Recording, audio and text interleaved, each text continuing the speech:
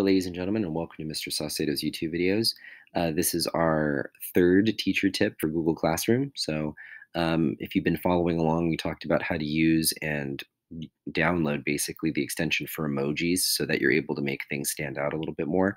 Now we're going to talk about topics. So topics are a way to organize your class. So under classwork, you'll have a little button here with a plus sign that says create. And so when you click on that, you can obviously create assignments, quizzes, etc. But topics are what we're going to be talking about here.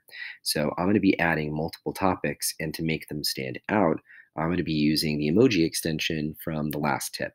So let's see what we can do. I don't actually know what that would be under. Let's go with objects first, though. I'm going to do, let's say, this will be representative of, we'll call it a writing assignment. So I'll add writing. I'll add another topic. I'm going to call it maybe graphing. So let's go for graphs. So go to objects again. There we go. We'll call that graphing. And then I'll do maybe something like, oh, you know what? We use a lot of ed puzzles. So I'll do ed puzzles. And so I'll use my emoji, maybe like a computer or something for that. We've got to have one. Here we go. Computer. We'll call it ed puzzle. And then let's do something else. Let's do, actually, you know what? That's probably pretty good. But you can see that all of the topics start to accumulate here on the side where it says classwork. So all of your ed puzzles, if you tag them as this topic, they will be stored underneath the ed puzzle tab here, or under graphing if you select a graphing assignment, or under writing if you select a writing assignment.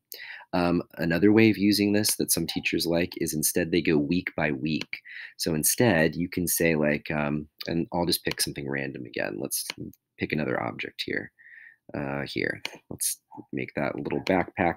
We'll call it week 1, and then we'll put the dates. So I'll do like the 12th to the 14th. And so now, instead of, sorting them by actual topic, now all of your week 1 work will be underneath here, and you can kind of tag that however you'd like. So again, I'm just going to make a random assignment, and I'll show you how you can tag these things. So I'm going to call this writing assignment 1. And then you can see you have points, due date, and now you have topics. So I'm going to put that under the writing tab. You can do whatever else you'd like, but I'm just going to assign it. And now if you look in your classwork tab, notice that I have a writing assignment listed here, and it tells me the time it was posted.